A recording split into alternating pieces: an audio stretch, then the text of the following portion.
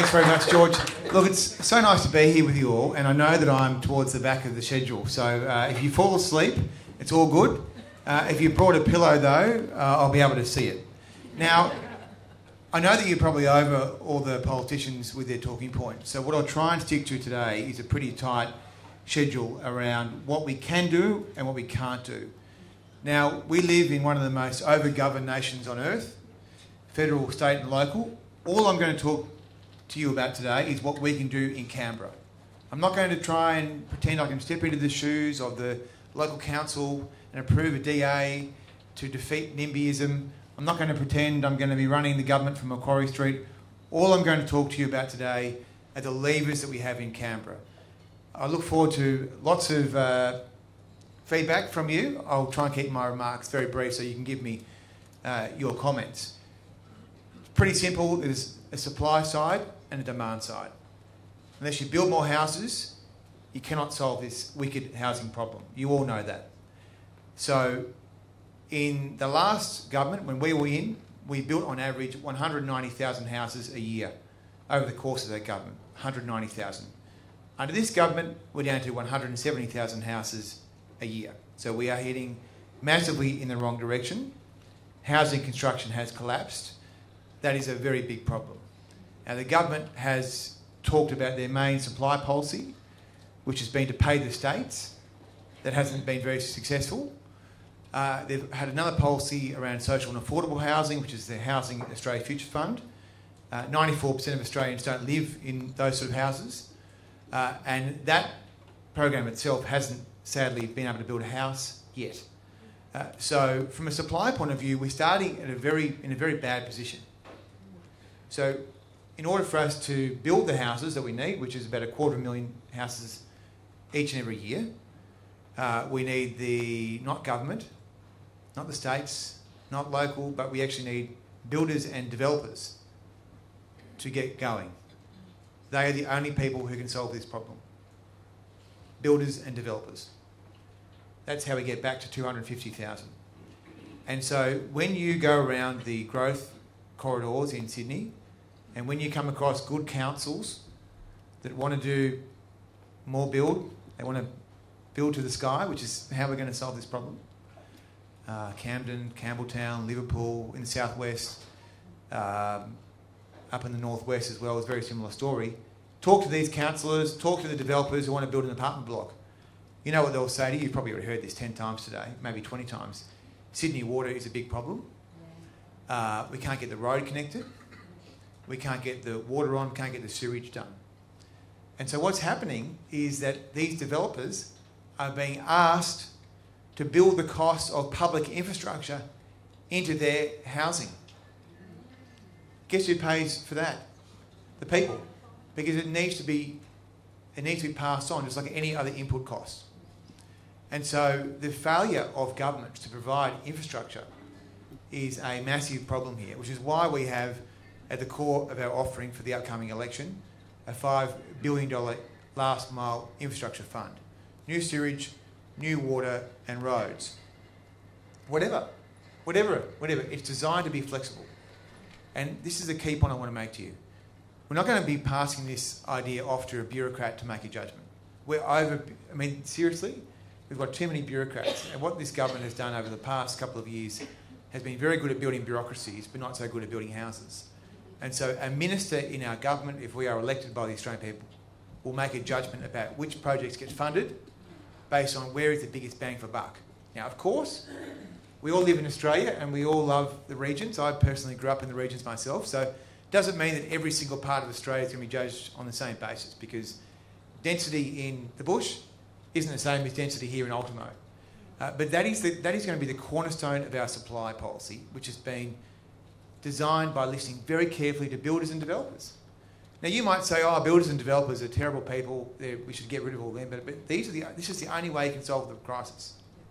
Right? Even if you turn this Housing Australia Future Fund from a duck, which is what it's currently on, into its 30,000 it's supposed to build over 5 years, you're still hundreds and hundreds of thousands of houses short. So that's the first thing. Second thing is, we are, like the Labor Party, going to restrain some foreign and temporary residents from buying Australian housing. and we are going to put in place a 10-year freeze on the National Construction Code because the cost escalation is making it uncommercial. It's uncommercial to build in Australia. That's why builders are leading the insolvency stats. It's not a good business. Maybe it's better to be in the milk bar business, given the layers and layers of regulation. So that's the supply piece. On the demand side, the key test for a safe retirement is not your superannuation balance. It's your housing status. That was the finding of the Retirement Income Review, which was done by Mike Callaghan of the Treasury. And so we have our offering on the demand side, opening up superannuation, because we think that that is key for younger people in particular to bridge that deposit gap. So, as I say, the key test of your success in retirement is not how big your super balance is, it's whether you own your own house. In every comparable nation which has a super system like ours, Singapore, Canada, New Zealand, they all have arrangements which allow people to use it for a first home. Now, in Australia, we have very heavily influenced policy deliberations by vested interests. The super funds have literally trillions of dollars locked up with a massive vested interest to keep charging high fees on that money. And just yesterday, we saw Australian Super get charged by the federal court $27 million for charging people for multiple fees. Now, in this case, they actually won't pay that fee. The members will pay the fee because they pass all the costs on to the members. So this is a scheme which has been designed by vested interests, and they will produce all sorts of research to say how terrible it is that people should be able to use their own money. But I want to give you one stat today, which if you leave my boring talk with nothing else other than this, I hope you remember this, which is that the average 38-year-old has 90 grand in their super. Average 38-year-old, 90 grand. Because the super funds always say, oh, it's a terrible policy, it will destroy the market. I mean, by the way, the Australian housing market is $11 trillion. $11 trillion. So last year there were about 140,000 loans going to first home buyers.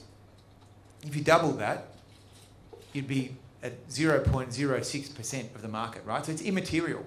So when you hear the lies from these disgusting vested interests saying that, and because it's like sort of Dracula in a blood bank, right? Saying that, oh, it's terrible, it will destroy the universe, 0.06%. It's not going to change anyone's price, okay? But I want to go back to that stat. Average 38-year-old, 90 grand. So what that means is that person can take out $50,000. They can also get their partner to do the same. As you know, people now generally buy a house for the first time with their partner. Gives them $100,000. That's going to bridge the deposit cliff in large part, even in a place like Sydney. So that is a key demand side measure. Finally, and I'm going to shut up, we also understand that it's very hard to get a first home if you can't get a loan.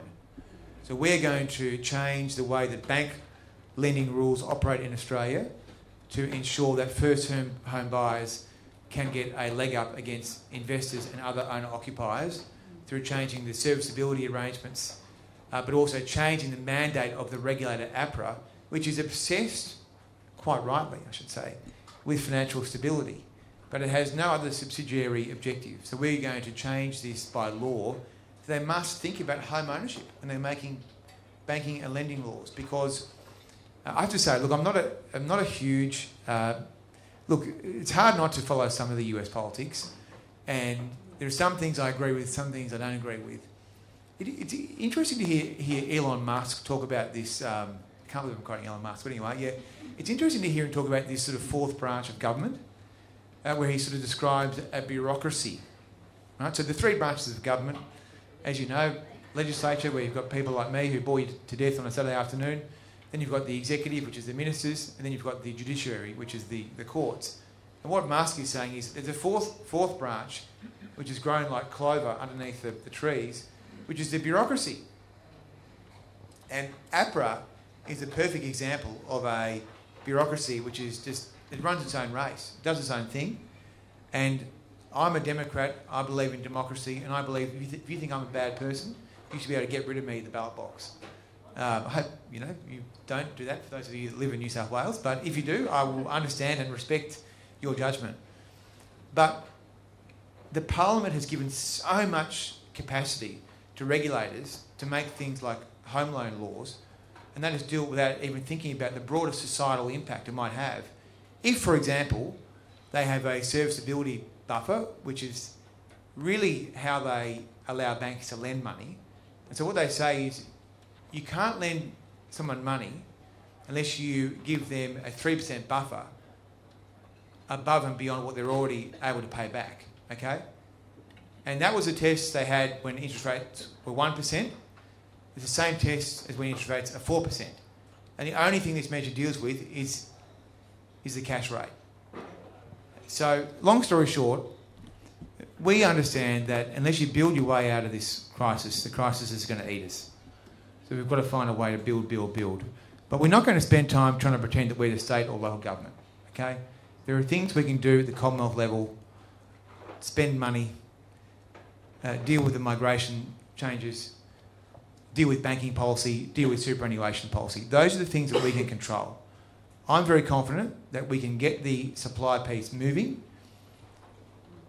if we get the right administrative arrangements in place. If we fail on that front, and this is a very detailed point, I know, but if we fail to get going within a year, then you can probably imagine that the whole thing is going to be a failure, okay? Because these things take a long time to get going. And secondly, so if you were to say two things, the two things I'd say to you are, firstly, we want to build the houses and we want to find sensible ways to tilt the scales for first home buyers. And so we think that the super stuff and the lending stuff combined with supply is a way to do it. Thanks, Senator. All right, we've got time for a couple of questions, just a quickie because I want to get you out.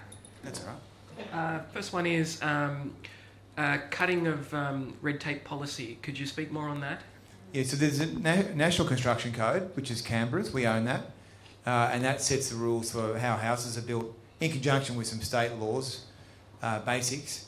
And we want to have a 10-year freeze in that so that there's no more incremental costs put into it. So building costs are too high, and that's one thing that we can do at a federal level that will reduce never-ending cost increases.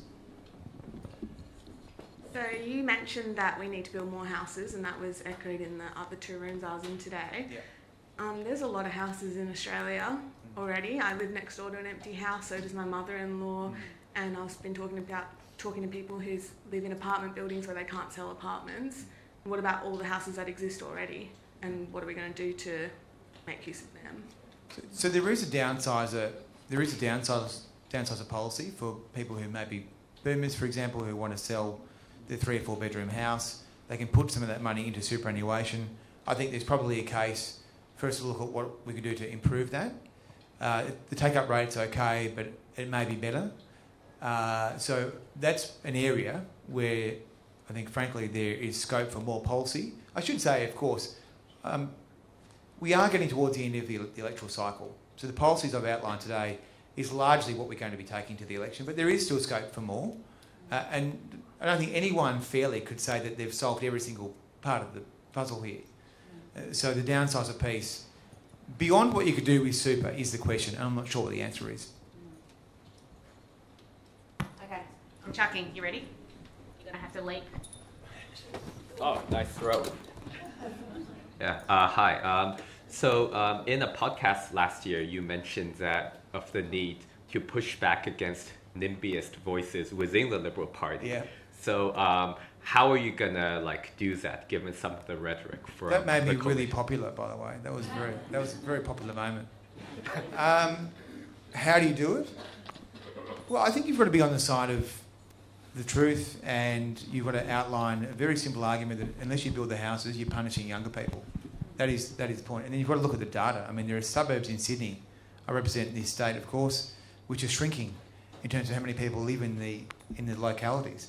So I think it's very simple that it's a point of really around advocacy. I mean, Peter Chilp's here, he's done a great job in making some of these cases publicly, and also I think his research has been cited often at branch meetings. For example, the Liberal Party is a bit like the old Rotary or Apex Club from the 1950s, that we still have branch meetings, so you can go along and you can talk to people, and there's often an argument about this, and so Chilp's research will be quoted a lot about the fact that this is what's needed to solve the crisis. So I think the answer is probably we would encourage people to be thinking about what sort of lives they would like their children and grandchildren to have, and whether they want them to live in Sydney. I think it's purely around advocacy, and it's something that I've been prepared to take on, but we need more friends.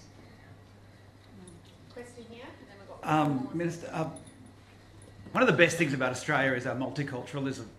And unfortunately, media loves a scapegoat, and politicians have a strong inclination to listen to the squeaky wheel of media, even if it only represents a small minority voice.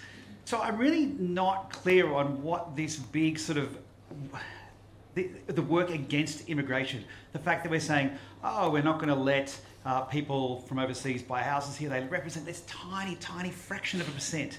And then we're also not going to have more students coming in who actually represent an enormous amount of revenue for this country. Oh, and we're also really going to challenge this notion that we can't get building companies working quickly or fast enough because we don't have the trades or the people or the skills, but we could actually bring them in externally from other countries to actually meet that need. So what's the deal?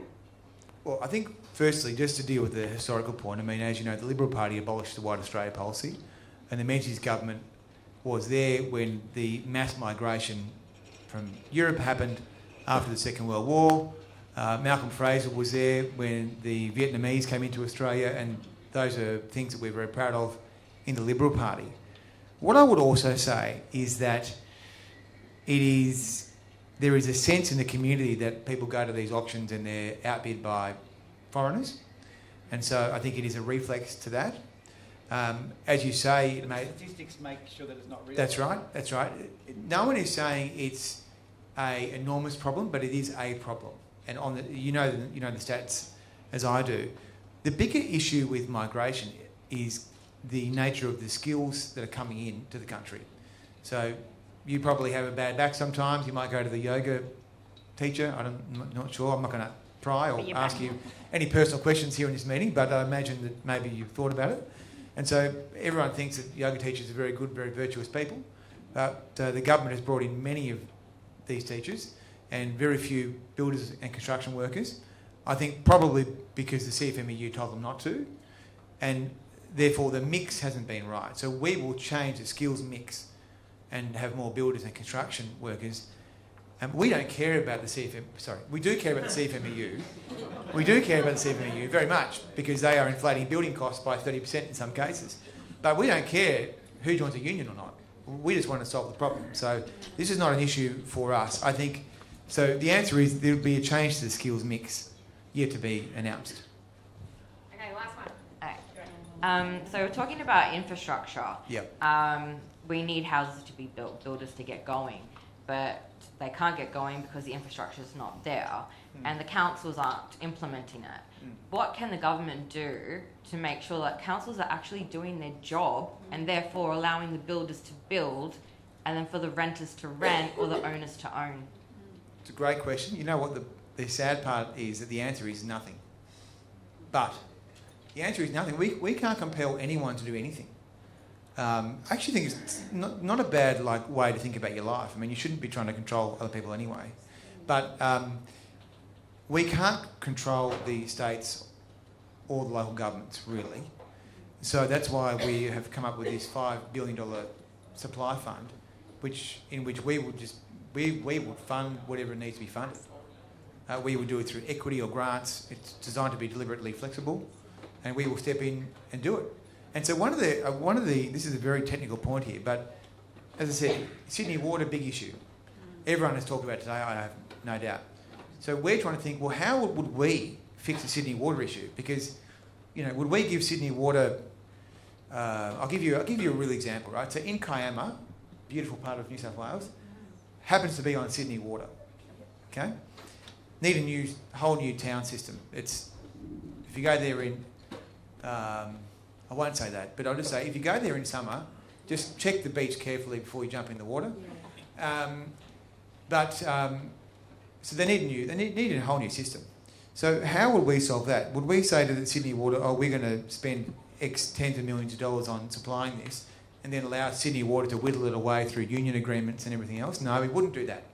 So we need to find a different way of working with developers and councils who want to do that. So that's something that we're looking for.